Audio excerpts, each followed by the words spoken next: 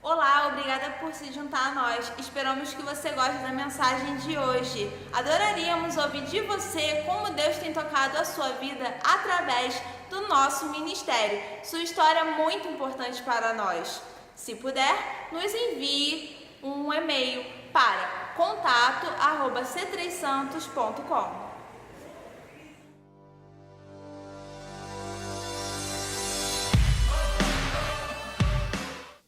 Gente, foi mesmo emocionante. Ontem nós fomos no casamento da mãe da Milena.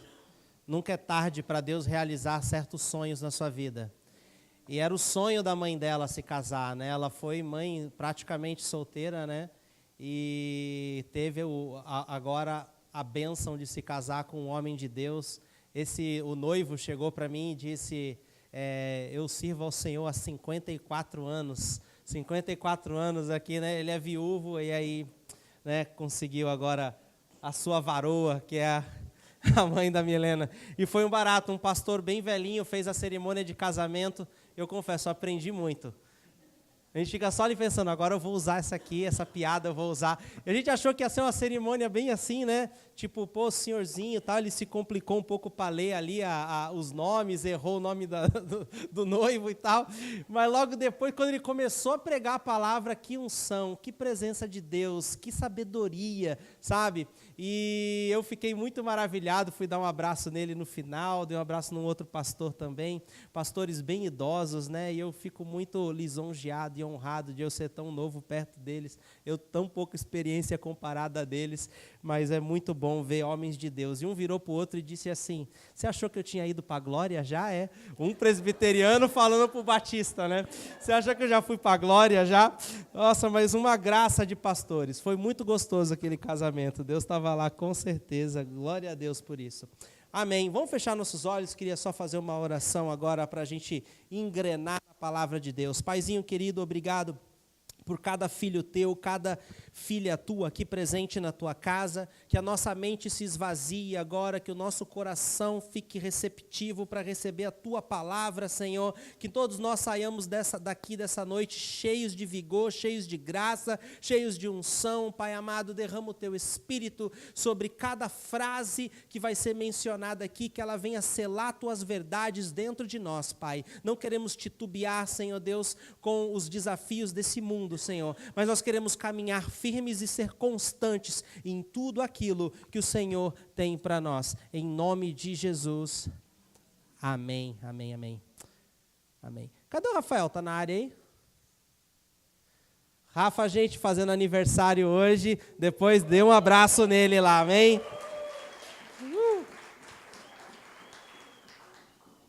Dizem que os mais fortes nascem em julho, né? Tem mais Júlios aí, ó? Semana que vem é o meu. Glória a Deus. Bom, hoje eu tive um dia muito bacana, acordei cedo, fui para a praia, fui pegar onda, estreiei minha prancha nova que eu ganhei do nosso pastor lá da C3 de San Diego. Foi um barato, adorei a prancha, foi muito boa. Amém, glória a Deus. E hoje estou aqui animado para trazer essa palavra para vocês e vou pedir para você abrir a Bíblia no livro de Ezequiel 37. Nós temos uma imagem que eu queria passar para vocês agora, só para vocês darem uma olhadinha quando vocês estão buscando aí. Essa imagem nós usamos no nosso curso Generais de Deus e essa é uma ilustração, na verdade, da Igreja Apostólica, da Igreja da Fé Apostólica, que foi a igreja que foi o catalisador do avivamento da Rua Azusa, em Los Angeles, nos Estados Unidos. Nós conhecemos Jesus hoje aqui no Brasil por causa desse avivamento aqui. Nós tivemos Pentecostes, o mover do Espírito Santo no Brasil, porque pessoas foram impactadas nessa igreja e vieram para cá trazendo esse mover. E o que você vê nessa ilustração era exatamente o que as pessoas viam em cima dessa igreja. As pessoas viam labaredas de fogo em cima do teto da igreja, ao ponto de ligarem para o bombeiro, de chamarem o bombeiro está pegando fogo na igreja. E naquela época vinham os bombeiros com cavalo, carruagem, vinham apagar o incêndio. Quando eles chegavam lá não tinha fogo nenhum, porque era um fogo espiritual. Eu fiquei tão maravilhado quando eu vi esse testemunho, quando eu comecei a ver os testemunhos do que acontecia nos avivamentos, que eu falei, meu Deus, nós precisamos resgatar essas coisas. Meu Deus, nós precisamos reviver essas coisas. Essas coisas não é para ter só acontecido lá em 1902, 1905, 1910, é na hora de resgatar agora para o nosso momento, para a nossa geração. E eu comecei a despertar em mim uma fome, uma sede, eu quero reviver, ver essas coisas de novo acontecendo no nosso meio. Outro testemunho acerca dessa época, as pessoas quando passavam a cerca de 3, 4 quarteirões da igreja, sentiam como se um imã estivessem puxando, sugando elas para dentro do templo. Em época de avivamento, os cultos acontecem todos os dias. Tem culto de manhã, tem culto de tarde, tem culto de noite, a igreja sempre cheia. E as pessoas vinham do nada, nunca ouviram falar do evangelho, não sabiam de nada, mas sentiam algo puxando elas. E elas entravam no templo e quando elas percebiam, o que eu estou fazendo aqui? Aí a palavra de Deus era pregada, os hinos eram cantados e elas recebiam Jesus em suas vidas e nunca mais eram as mesmas. Muitos entravam de muleta, saíam andando, entravam de cadeira de roda, saíam andando, porque a glória e o poder de Deus se manifestava naquele lugar. Eu acredito que em Pentecoste, em Atos 2, era possível ver essas labaredas em cima da sala, do andar de cima, onde os discípulos de Jesus se encontravam, buscando ser revestido de poder. Amém? Ezequiel 37. Versículo 1. A mão do Senhor estava sobre mim, e por seu espírito ele me levou a um vale cheio de ossos.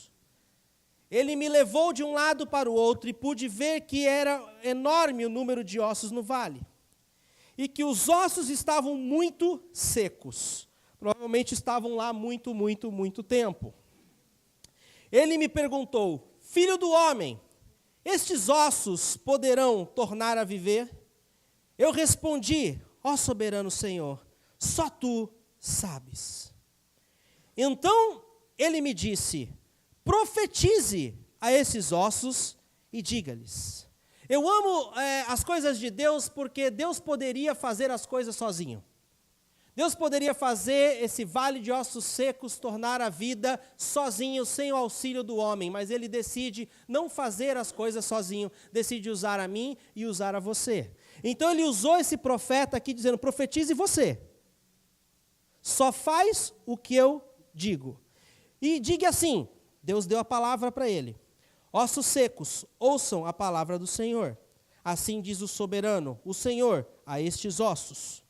Farei um espírito entrar em vocês, e vocês terão vida. Porei tendões em vocês, e farei aparecer carne sobre vocês. E os cobrirei com pele, porei um espírito em vocês, e vocês terão vida. Então vocês saberão que eu sou o Senhor. Então essa foi a instrução que Deus deu para o profeta. O que o profeta fez? Se o profeta tivesse apenas ouvido o que Deus falou para ele e guardasse essas palavras em seu coração, nada teria acontecido. Mas ele não só ouviu, ele começou a declarar aquilo que Deus falou. E quando ele profetizou, diz aqui no versículo 7, conforme a ordem recebida, enquanto profetizava, houve um barulho, um som de chocalho, e os ossos se juntaram, osso com osso. Olhei e os ossos foram cobertos de tendões e de carne, depois de pele, mas não havia espírito neles. Tem uma outra tradução que diz, não havia vida neles. A seguir ele me disse, profetize agora ao espírito, profetize, filho do homem, e diga-lhe, assim diz o soberano, o Senhor, venha desde os 4 ventos, ó Espírito, e sopre dentro desses mortos para que vivam. Profetizei conforme a ordem recebida, e o Espírito entrou neles, e eles receberam vida e se puseram em pé. Era um exército enorme. O tema da mensagem de hoje é, existe um vento.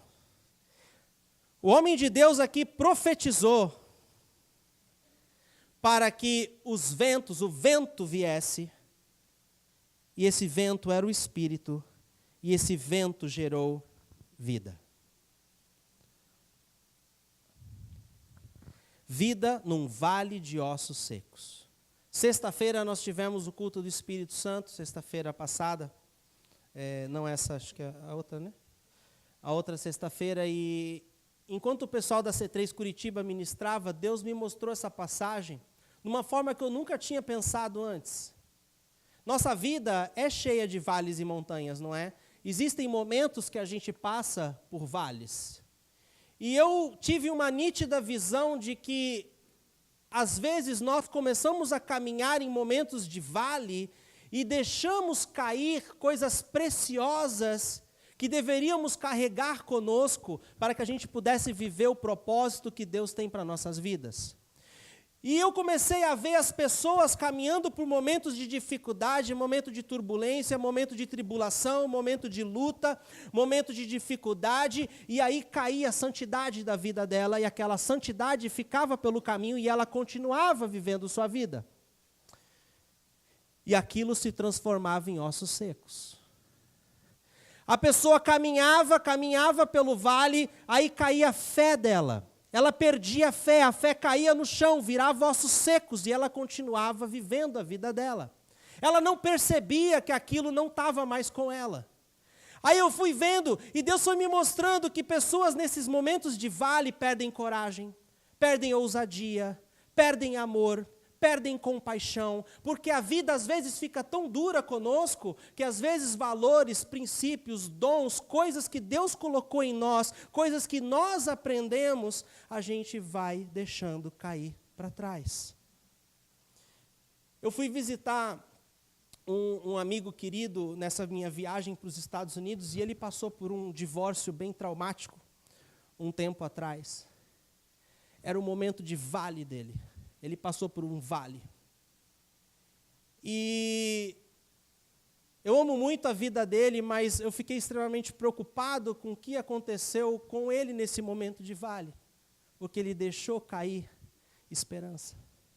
Ele virou para mim e disse: Fábio, eu nunca mais quero me casar. Ele me disse: Fábio, eu não acredito mais em casamento. Eu não acredito mais no amor entre um homem e uma mulher. A luta que ele passou fez com que ele deixasse pelo caminho. E o amor, o casamento, se tornou ossos secos do passado dele. Aquilo me intrigou tanto que ele começou a até fazer algumas mudanças de teologia para querer ajustar a realidade dele. Bom, eu não quero casar, mas eu quero me divertir com uma mulher. E um homem de Deus que era líder, que fazia coisas grandiosas para Deus, hoje está com uma teologia errada, está desenganado, e eu fico pensando, isso não pode acontecer nem comigo, nem com você. Porque se aconteceu de alguma forma, isso pode ser resgatado, porque a palavra de Deus nos diz que os ossos secos podem voltar a viver. Então, se em algum momento da sua dificuldade, em algum momento de vale na sua vida, você deixou cair alguma coisa, algo te traumatizou, algo bom, algo que é de Deus, se transformou em ossos secos, eu tenho boas novas para você. Nessa noite nós vamos resgatar isso, nessa noite nós vamos profetizar a palavra de Deus sobre isso, e esses ossos secos vão tornar a viver. Amém? Você vai poder amar de novo. Você vai poder entregar seu coração a alguém de novo. Você vai poder confiar de novo. Amém? Às vezes, nesse vale, você perde fé. E fé é uma das coisas mais importantes, porque a Bíblia fala que sem fé é impossível. Não é que é difícil de agradar a Deus, é impossível. Então, se você, num momento de dificuldade, deixa cair fé de você, você vai passar o resto da sua vida desagradando a Deus. E, às vezes, em momentos de vale, você pode sim perder sua fé. No momento que você perde um ente querido, que você orou e Deus não curou e a pessoa veio a falecer. No momento que você orou pela restauração de um casamento, mas não conseguiu, não deu certo, o casamento se arruinou, você deixa a sua fé ali, essa fé vira ossos secos. Mas eu quero dizer que hoje é a hora de você resgatar essa fé, amém? Porque nós temos muito a perder quando nós largamos a fé.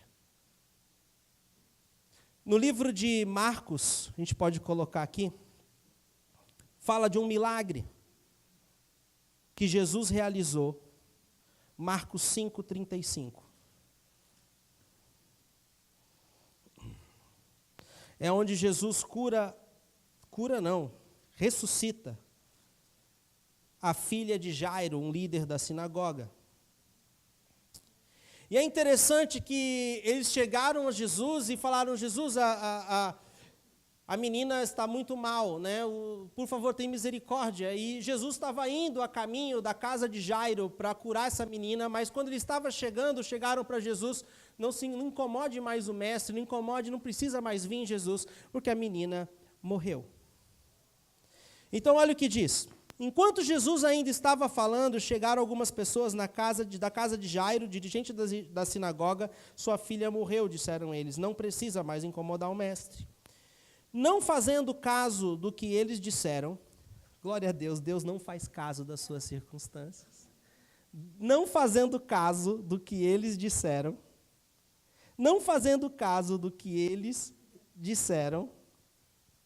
Jesus disse ao pai da menina, não aos incrédulos, ao pai da menina: não tenha medo, tão somente creia.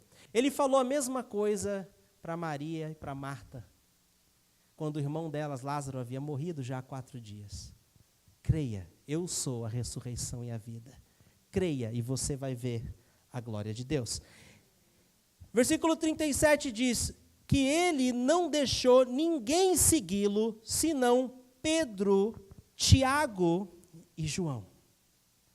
Pedro, Tiago e João eram os discípulos da fé. Eles eram os homens que eram cheios de fé. Eu acredito que Jesus não queria uma atmosfera ali de pessoas que fossem duvidar. Porque a menina estava morta.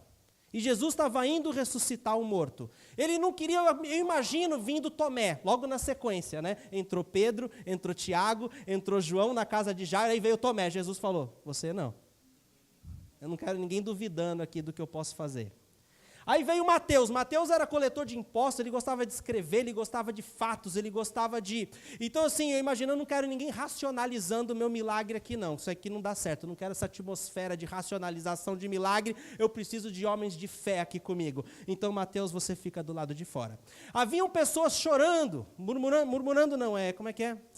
Lamentando, e a morte da menina. Jesus também não queria muito, porque às vezes empatia não gera milagre. É bom você conforta alguém com empatia, mas você precisa de fé para realizar um milagre e não de empatia. Então, Jesus mandou todo mundo que estava chorando embora também, e entrou o pai da menina, acho que a mãe da menina também entrou, Pedro, Tiago e João, e Jesus foi lá e ressuscitou essa menina. Olha o que esses homens viveram. Quando você abre mão da sua fé, você perde coisas incríveis com Jesus. Então, Pedro, Tiago e João foram eles que subiram no Monte da Transfiguração e viram Jesus ser transformado. Viram Jesus ser revestido da mesma glória que ele tem quando ele estava no céu, que ele tinha quando ele estava no céu. Eles, quando subiram esse monte com Jesus, Jesus não convidou os outros discípulos. Jesus chamou Pedro, Tiago e João para subir no monte. E ali a glória de Deus os envolveu e eles viram Moisés, eles viram Elias. Olha que tremenda experiência que Deus reserva para aqueles que têm fé. Depois a gente vê Pedro andou nas águas. Depois a gente vê João foi o cara que escreveu o livro de Apocalipse. Se você ler o livro de Apocalipse, você vai ficar encantado com o nível de experiência, com tantas coisas e revelações e visões que esse homem teve e viveu.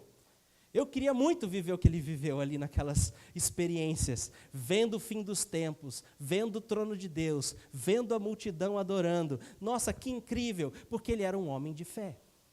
Então, a gente não pode nunca abrir mão da nossa fé, porque a gente vai continuar vivendo desagradando a Deus. Eu preciso, se algum momento a sua fé caiu pelo caminho, por algum momento de turbulência da sua vida, é hoje o momento de você resgatá-la. É hoje o momento dela voltar a viver dentro de você, porque Deus quer te dar experiências que você só vai poder ter se você tiver fé. Amém? Algumas pessoas perdem esperança. Provérbios 13:12 diz que a esperança que se retarda deixa o coração doente. Eu ouvi uma frase uma vez que dizia assim: se você perde dinheiro, você não perde nada. Se você perde saúde, você perde alguma coisa. Agora, se você perde esperança, você perde tudo.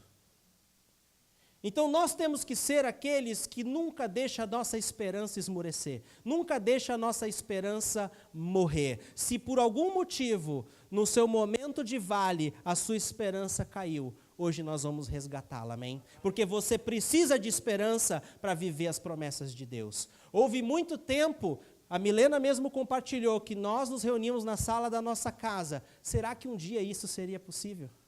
Será que um dia isso iria acontecer? Será que um dia nós iríamos colorir a cidade de Santos com uma igreja leve, uma igreja alegre, uma igreja que vai impactar a cidade? E tudo isso estava no nosso coração, mas a nossa realidade não condizia com os nossos sonhos. E muitas vezes os seus sonhos vão ser muito além da sua realidade. E se você não tiver esperança, você não vai conseguir viver os seus sonhos. E nós precisamos de esperança.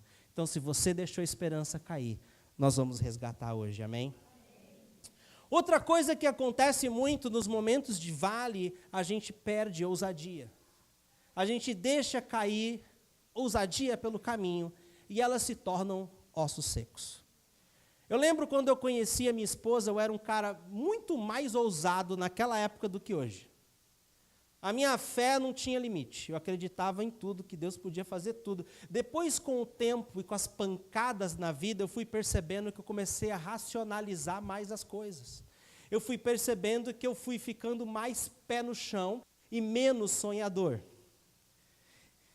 Quando você vai vendo que as coisas demoram para acontecer, quando você vai vendo que elas não acontecem como você esperava, quando você vai vendo, você começa a perder um pouco da sua ousadia, perdendo um pouco da sua fé para aquilo.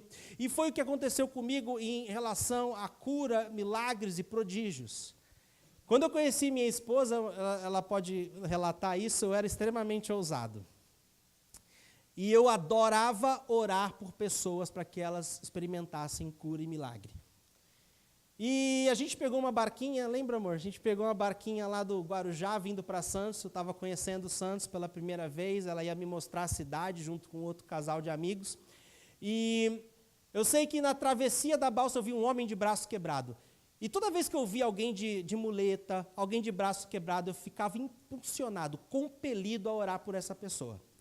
Isso era em 2007, né? Acho que era mais ou menos o ano, 2006. E eu sei que eu vi aquele camarada ali, eu estava conversando com ela, conhecendo ela, era o nosso primeiro encontro. Não era um encontro assim formal, né? E eu, dá licença, atravessei o barquinho, sentei do lado do cara, me apresentei para ele, perguntei o que aconteceu com ele, posso orar por você? Eu creio que Deus vai curar o seu braço aqui e agora.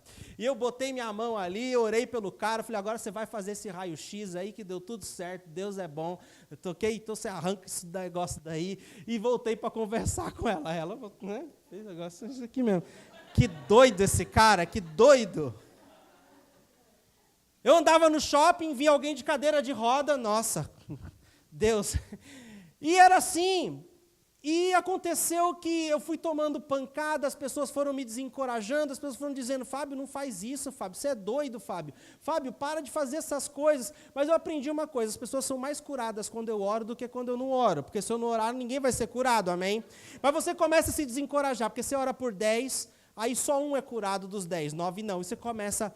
Aí você vai se esfriando, você vai perdendo a sua ousadia. E foi o que aconteceu comigo. E quando eu tive essa visão, eu falei, Deus, eu quero essa ousadia de volta. Porque às vezes é fácil você pregar para uma galera, mas às vezes o 1 a 1, a gente acaba não fazendo. A gente que é pastor, a gente se acomoda pregando para as ovelhas, pregando para as pessoas da igreja, mas quando eu estou lá sozinho, a gente perde. Mas algo começou a mudar em mim, porque nessa viagem, eu sempre oro, Deus, eu quero pregar para alguém. E eu sei que eu, no avião, sentei do lado de uma moça que ela não me deu muita moral para bate-papo. Então ela ficou na dela, eu fiquei na minha. Porque a galera fica muito com fone agora, né? Ninguém anda sem fone de ouvido, então não vou falar com a menina com fone. Mas quando o avião aterrissou, Ela puxou papo. Eu falei, glória a Deus, está aí minha oportunidade, tem pouco tempo, o avião vai, eu tenho que falar de Jesus para essa moça. Acabei não conseguindo, mas quando a gente saiu, a gente pegou a fila da imigração enorme. E aí ela ficou atrás de mim. Aí a gente começou a conversar. Pô, a fila estava grande, ela tinha horário, ela tinha que fazer um voo de conexão, eu também ia fazer conexão, a gente estava preocupado, a fila não andava. Ficamos ali 1 hora e pouco. Aí ela começou a me contar da vida dela. Ela tinha uma cicatriz enorme aqui, era câncer que ela tinha operado já, e o câncer tinha voltado, e ela estava super triste que ela ia ter que fazer a 3ª cirurgia. Eu falei, não, você não vai fazer essa 3ª cirurgia, porque o meu Deus vai te curar. E na fila da imigração, eu botei minha mão no ombro dela, declarei cura sobre a vida dela, ela se arrepiou todinha, falou que sentiu a presença de Deus todinha. Eu falei para ela, você recebe Jesus agora, e ela falou, está aqui o cartão da igreja, assiste nossos cultos, você vai ser impactada. Ela mora em São Paulo, né? Estava passeando lá nos Estados Unidos, falei, agora você volta lá, eu tenho certeza que Deus vai fazer algo na sua vida. Amém? Isso é muito gostoso.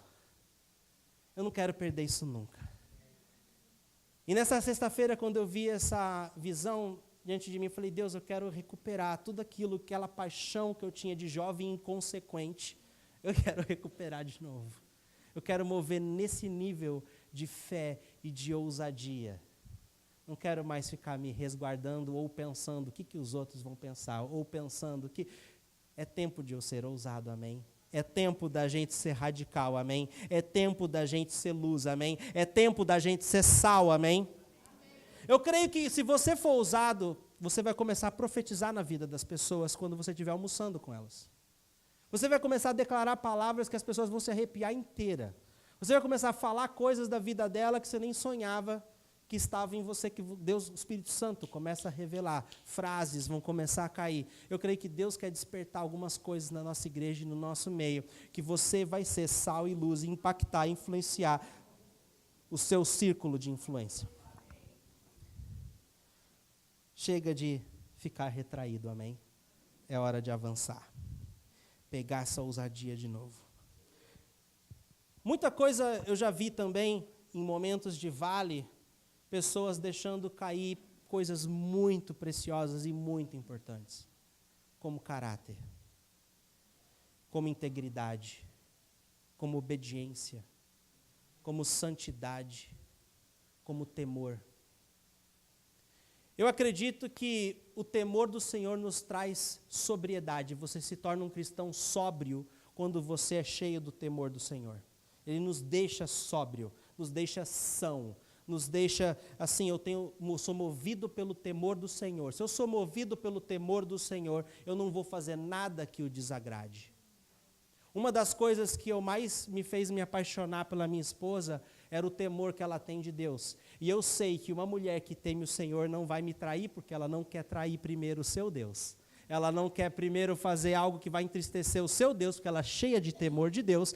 E o temor faz com que você siga e faça as coisas de Deus quando não tem ninguém olhando. Mas você sabe que Deus está. E às vezes no momento de pressão, no momento de dificuldade, no momento que você está tomando bordoada da vida, você acaba desprezando ou você acaba deixando cair o seu temor e abrindo concessões para pecar. Salmo 1, versículo 1, põe aí para a gente, por favor. Diz assim, como é feliz aquele que não segue o conselho dos ímpios. Tem uma outra tradução que diz, aquele que não anda no conselho dos ímpios. Não imita a conduta dos pecadores. Tem outra versão que diz que não se mantém, que não para na conduta dos pecadores e nem se assenta na roda dos escarnecedores.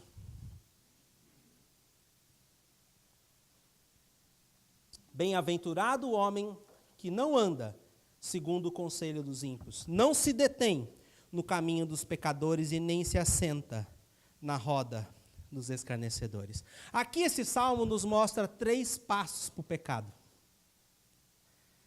3 passos, que quando a gente perde o temor, quando a gente perde a obediência, quando a gente deixa cair a nossa santidade pelo caminho, nós ficamos muito sujeitos, porque a gente usa um termo, um jargão cristão de que, o fulano caiu, o beltrano caiu, aquela moça caiu no pecado. E isso não é certo. Na verdade, o que acontece é isso. É o inverso do que está aí. Porque a pessoa não está andando amando a família, amando a esposa, amando o chamado, amando Jesus, escorrega e... Oh! Pequei! Nossa, não vi isso acontecendo. Jesus, como se fosse uma casca de banana para o pecado. Na verdade, o que acontece é isso aí. Você está andando no conselho dos ímpios, não é? E aí você olha para aquilo que te tenta para o pecado, interessante, parou, se deteve. E aí você se senta. Deus sabe que você não é cego. Se você continuar andando, você fica legal. O rapaz está lá, recém-casado, viu uma mulher bonita, nossa, ela é gata, hein? Nada vai acontecer, você continua andando, você desviou o foco, você já não está mais pensando naquilo, glória a Deus, amém? Agora, se você olha uma mulher gata, nossa, ela é gata, hein? Nossa, gata mesmo. Deixa eu ver de perto. Deixa eu dar um zoom aqui. A gente sabe o que aconteceu com o rei Davi, né?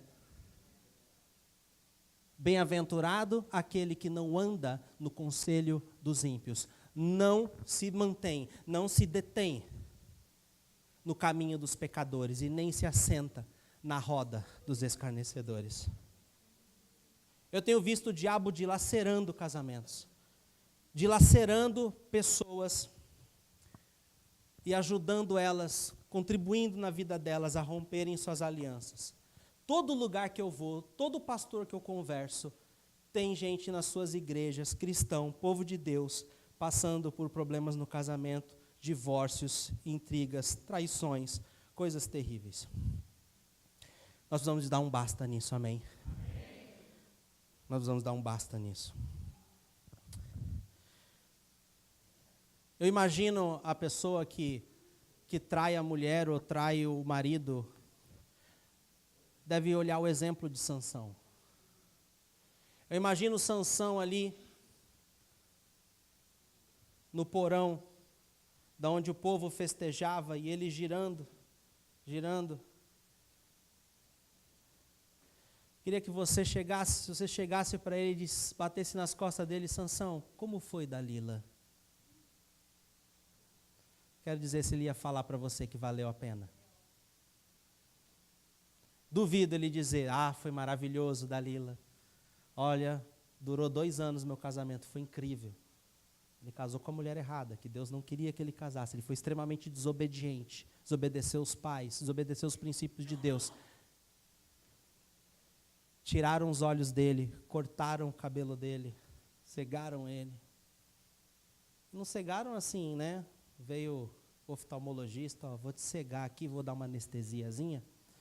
E aí você vê como é que tá. Tá doendo agora? Peraí que já vou ajeitar, não vai doer nada, tá? Não foi assim. Realmente enfiaram um bisturi, rasgaram o olho dele, sangue para todo que é lado. Não teve anestesia nenhuma, não teve curativo nenhum. Foi o tempo que foi curando e inflamando, na verdade. Eu imagino ali naquele momento, ele refletindo. Será que valeu a pena ter largado a obediência no vale? Será que valeu a pena ter largado o temor do Senhor no vale? Será que valeu a pena ter largado a santidade dele no vale? Nós precisamos resgatar essas coisas, amém? Você precisa resgatar essas coisas. Você precisa resgatar o temor do Senhor, se por algum motivo você o perdeu. Você precisa resgatar a obediência, se por algum motivo você se rebelou. Você precisa resgatar essas coisas, porque você precisa delas para viver o que Deus tem para a tua vida. Você precisa de fé para viver o que Deus tem para você. Você precisa de amor para você viver o que Deus tem para você. Você precisa de esperança para você viver o que Deus tem para você. E nesse momento, é o momento de resgatar essas coisas, amém? Queria chamar a banda para vir aqui. A Bíblia fala que o que você ligar na terra será ligado no céu. Eu acredito que nós temos que orar mais e reclamar menos. Muitas vezes a gente faz o efeito oposto. Ao invés da gente resgatar o que é bom que ficou caído, a gente acaba querendo resgatar aquilo que tinha que ficar enterrado. E toda vez que você cavar o seu passado, vou te dizer que vai feder. Toda vez que você cavar coisas do velho homem, vai feder. Vamos resgatar nessa noite aquilo que é bom e enterrar e manter enterrado aquilo que é do velho homem, que não precisamos mais, que não queremos mais. Amém? Amém. Você pode fechar seus olhos um instante.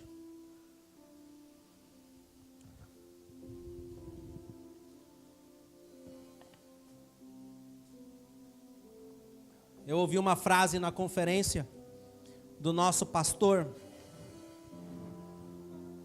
Phil Pringle. Ele disse que uma igreja sem o Espírito Santo é igual Sansão sem cabelo. Um cristão sem o Espírito Santo é igual Sansão sem cabelo. Quando Sansão perdeu o cabelo, imediatamente ele perdeu a força. Quando você perde força, você fica vulnerável. Você fica vulnerável para pecar. Você fica vulnerável para fazer coisas erradas. Você fica vulnerável para se desviar do chamado, do plano que Deus tem para a sua vida. A segunda coisa que Sansão perdeu, depois da força, foi a visão. Não tinha mais propósito em sua vida. Não tinha mais chamado em sua vida. Quando você perde a visão do que Deus tem para você, você perde o seu propósito e você não vai chegar mais no seu destino. E essas são sequelas, consequências daqueles que perdem o Espírito. Mas a boa notícia que eu tenho para você é que cabelo cresce de novo. E o Espírito Santo, se algum motivo você o entristeceu, se algum motivo nos momentos de vale você entristeceu o Espírito Santo, você pode pedir perdão e resgatar a sua amizade com Ele, a sua intimidade com Ele. Você pode e deve querer mais o Espírito, a presença dEle, conhecer Ele do que seus dons.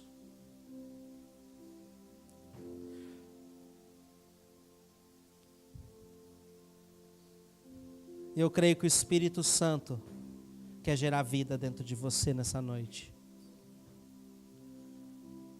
Foi o Espírito.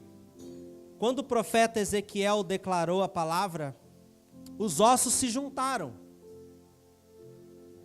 A palavra de Deus, ela sempre traz ordem.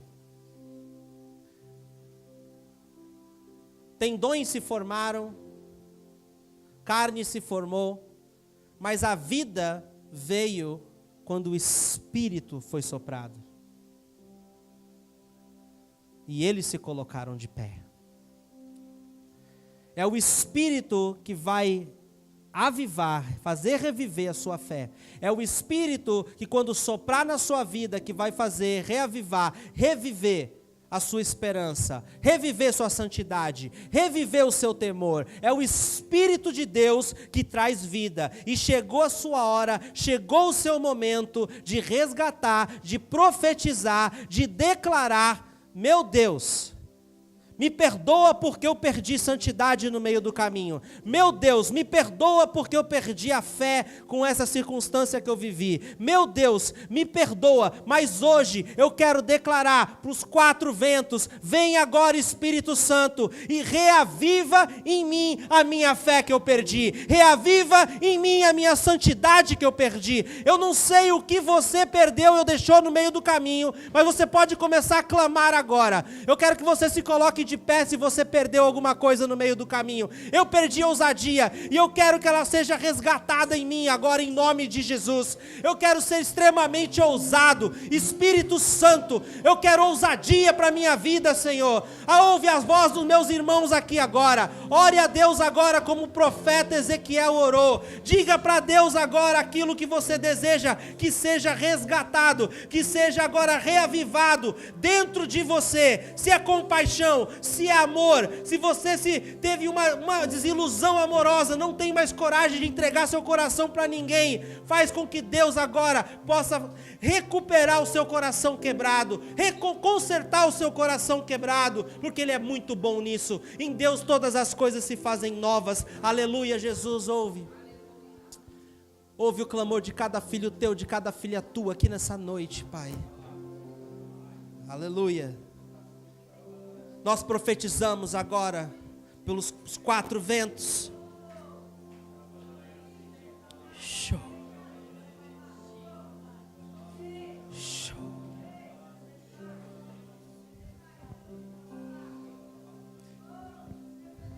Eu vejo pessoas aqui que perderam confiança em Deus.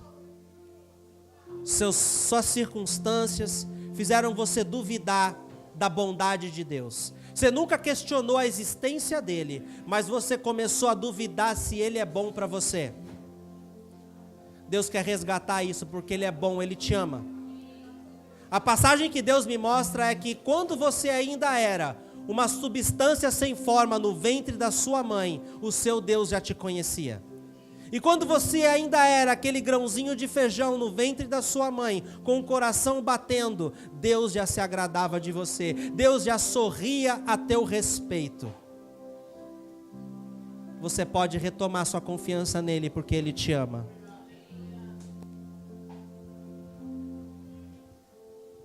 Eu vejo agora a fé que se tornaram ossos secos, voltando a viver.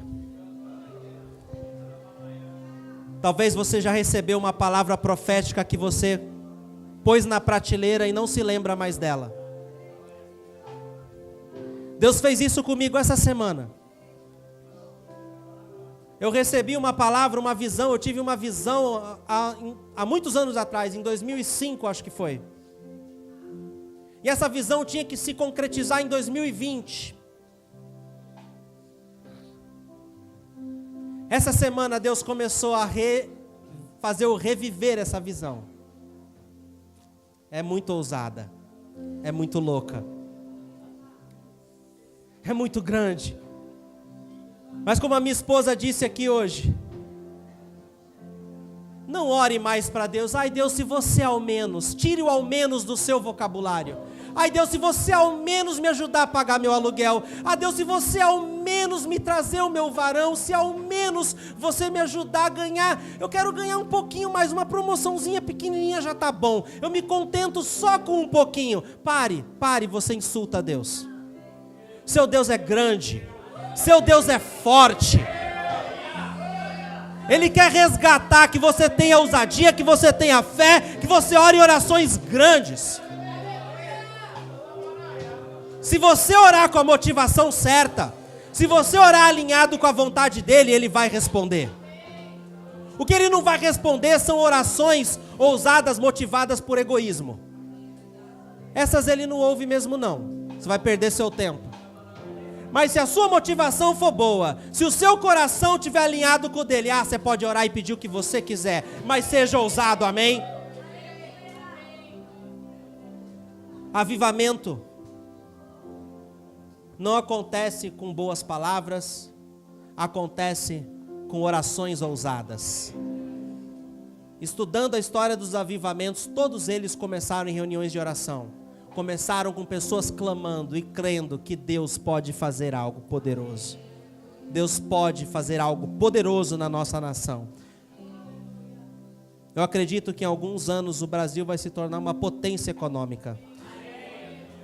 Eu creio que o Brasil vai se tornar um dos melhores países para se viver no mundo. A criminalidade vai cair. Porque o nosso Deus vai pôr os pés dele nessa nação. Porque a Bíblia fala que Deus habita em meio ao louvor do seu povo. Onde Deus habita, ele reina. Onde ele reina, ele abençoa. E nós vamos clamar para que Ele venha habitar no nosso meio, para que Ele venha pôr ordem na nossa casa, na nossa vida, na vida dos nossos filhos, no nosso casamento. Vem, Senhor, pôr ordem nos nossos pensamentos, nos nossos sentimentos, ó Pai amado. Põe ordem no nosso trabalho, põe ordem na nossa profissão, põe ordem, Senhor Deus. E traz o Teu Espírito para que haja vida, para que haja multiplicação. Aleluia, Jesus. Aleluia. Oh. Solta para chique. Queima esse coração, Deus, agora. De paixão por Ti, Senhor Deus. Paixão, paixão, paixão, paixão, paixão, paixão. Paixão por Ti, Senhor. Cheito, rab, chato, laba, chiquete. Oh, chica, chica. Olhos de fogo, Senhor.